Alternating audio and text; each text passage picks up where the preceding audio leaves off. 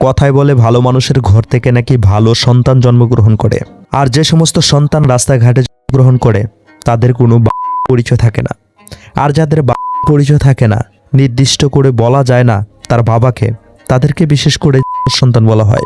আর সন্তানদের আচরণ মিথ্যাচার করা, যাচাই বাছাই ছাড়া কথা বলা, কাউকে পরোয়া না করা।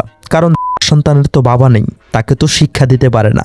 শিক্ষা দিলে তো যাচাই বাছাই করে কথা বলতো, সত্যকে সত্য বলতো, মিথ্যাকে মিথ্যা বলতো। কোনো একটা মিথ্যা কথা যাচাই বাছাই ছাড়া মানুষের সামনে তুলে ধরতো না, শুধু বিরোধিতা করতে মিথ্যাচার করতো না। কারণ সন্তানের কোনো শাসন হয় না, শাসন না থাকার কারণে তারা যা মন চায় তাই বলতে পারে। আমি আজকে আপনাদের সামনে এমন একটি ভিডিও তুলে ধরবো, এই ভিডিওটা দেখার পর আপনাদের কাছে মনে হবে সত্যি সত্যি একটি সন্তান আপনারা আজকে দেখতে পেয়েছেন। আপনাদের অনেকের কাছে মনে হতে পারে, ভাইজান আপনি তো কখনো এমন অকট্ট ভাষায় কথা বলেন না।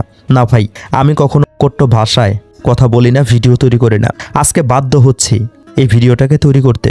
জামাতে ইসলাম সেই সংগঠনের এক সন্তানকে নিয়ে আজকের এই ভিডিওটা আমার তৈরি করতেই হচ্ছে, কথাগুলো বলতেই হচ্ছে। কারণ সন্তান না হলে যাচাই বাছাই ছাড়া এমন অকট্ট মিথ্যা কথা কেউ বলতে পারে না। অবশ্যই সে সন্তান, সে একটা সে না হলে এমন কথাগুলো যাচাই বাছাই ছাড়া সে বলতে পারতো না। আজকের এই ভিডিওতে আমি প্রমাণ করব সে যে কথাগুলো এখানে এনেছে প্রত্যেকটা কথাই মিথ্যা কথা বলেছে। আর মিথ্যা কথা যারা বলে তাদের আসলে আর পরিচয় না থাকার কারণে এমন ধাহা মিথ্যা কথা বলে। আর এই সমস্ত পটাকগুলো তৈরি করা হয় জামাতে ইসলাম সেই সংগঠনের মধ্যে। মাত্রা না হলে জামাতে ইসলাম সেই সংগঠনের মধ্যে থাকতেই পারে না। জামাতে ইসলাম সেই সংগঠনের মধ্যে দেখবেন যত সিরাপল আতপাগুলো সেখানে আছে। মিথ্যাচার আর মিথ্যাচার, যাচাই বাছাই ছাড়া কথা বলছে। মাথার মধ্যে যদি ন্যূনতম জ্ঞান থাকতো, কমন সেন্স থাকতো, তাহলে কি এই কথা কখনো বলতে পারতো? আপনারা জানেন এই ফজু সৌদি আরব এসে হোটেলে শুতে, কারণ এই যে আর মুরিদান চলে না, এই জন্য লাভের লেগে হোটেলে শুয়েছে। আর 116 দিন জেল হারছে, আর দেশে গিয়ে বলছে তাহলে সম্বোধনা করছে। আপনারা হয়তো জামাতে ইসলাম সেই সংগঠনের সন্তানের কথাগুলো শুনেছেন, অভিযোগটা শুনেছেন। তার অভিযোগ ছিল শায়েকে চরমোনাই নাকি সৌদি আরবে করে ধরা পড়েছিল, 41 দিন জেল খেটেছিল। সে যে পত্রিকার রেফারেন্স দিচ্ছে সেই পত্রিকার কোথাও লেখা নেই চুক্তির কথা, সে তার মন গড়া কথা বলছে। সত্য ঘটনা কি? সত্য ঘটনা হচ্ছে, আপনারা হয়তো অনেকেই জানবেন 2015 সালে শায়েকে চরমোনাই সৌদি আরবে হজ করতে গিয়েছিলেন। শায়েকে চরমোনাইয়ের নামে মামলা করা হয়। সেই মামলাকে কেন্দ্র করে শায়েকে চরমোনাইকে জেলখানায় বন্দী করা হয়। সেই মামলার তদন্ত চলতে থাকে, 40 দিন পর্যন্ত সেই মামলার তদন্ত চলেছে। তারপর বুঝতে পেরেছে সেটা মিথ্যা মামলা ছিল, মিথ্যা তহমত ছিল। তখনই শায়েকে চরমোনাইকে 41 দিনের মাথায় জেলখানা থেকে মুক্তি দেওয়া হয়। এমনকি রাষ্ট্রীয়ভাবে সম্মাননা দেওয়া হয়। তাকে সম্মানিত করে বিভিন্ন জায়গায় সৌদি আরবের ধর্মমন্ত্রী, আরও বড় বড় যারা দায়িত্বশীল আছে, সম্মানিত মানুষ আছে, তাদেরকে নিয়ে একসাথে ঘোরাফেরা করা হয়। 5 স্টার হোটেলে থাকতে দেওয়া হয় সৌদি আরবের। এটা আপনারা অনেকেই শুনেছেন। 2016 কিংবা 2017 সালের ফাল্গুনের মাহফিলে সৌদি আরব থেকে ধর্মমন্ত্রী এবং আরও কিছু দায়িত্বশীল মানুষ আসে ফাল্গুনের মাহফিলে। সৌদি আরবের বাদশার পক্ষ হতে একটি চিঠিও নিয়ে আসে।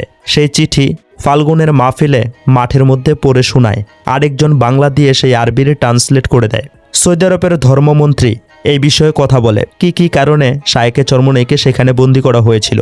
এটা একটা ভুল বোঝাবুঝি হয়েছিল সেটা কিন্তু স্পষ্টভাবে বলে। এবং প্রতি বছরে চরমোনাই মাহফিলে আসবে, সৌদি আরবের থেকে সুযোগ সুবিধা পাবে, রাষ্ট্রীয় মেহমান হিসাবে সম্মাননা দিয়েছে। এটা কিন্তু আপনি আমি অনেকেই দেখেছি। সেই ভিডিওগুলো কিন্তু এখনও সোশ্যাল মিডিয়ার মধ্যে আছে, বাংলা দিয়েও আছে, এমনকি আরবি দিয়ে যে কথাগুলো বলেছে সেটাও আছে। আমি এখানে প্রমাণ দেখালাম না, এটা প্রমাণ দেখানোর মতো কোনো কিছু নেই, এটা সার্চ দিলেই চলে আসবে ইউটিউবে। তো এখন আমার কথা হচ্ছে, যাচাই বাছাই ছাড়া যারা মিথ্যা তহমত দেয় আলেম ওলামাদের নামে, তারা কি কখনো ভালো সন্তান হতে পারে? তাদেরকে আবার পরিচয় থাকলে কখনো এমন মিথ্যাচার করতে পারে? যাদের জন্ম হয়েছে রাস্তাঘাটে, যাদের বাবার কোনো পরিচয় নেই, একমাত্র তারাই এমন মিথ্যাচার করতে পারে, এমন গালাগালি করতে পারে। আর সন্তান না হলে তো জামাতে ইসলামের সেই সংগঠনের কর্মী হতে পারে না। এই কথা বলার পর, এই ভিডিওটা আপলোড করার পর হয়তো আমাকে অনেকেই হুমকি ধামকি দিতে পারে। আমি এই সমস্ত হুমকি ধামকিকে পরোয়া করি না। 5ই আগস্টে আমার জীবনের উপর দিয়ে কি চলে গিয়েছে এটা একমাত্র আমি জানি। আমি একটা নতুন জীবন ফিরে পেয়েছি।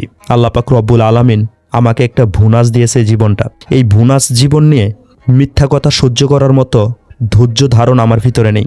তার পুরো ভিডিওটা আমি দেখাতে পারলাম না। সে এখানে এতটাই মিথ্যাচার করেছে, কথাগুলো শুনতে আমার রুচিতে আটকে যাচ্ছে। সে কারণে সেই ভিডিওটা আমি সেখানেই শেষ করে দিয়েছি।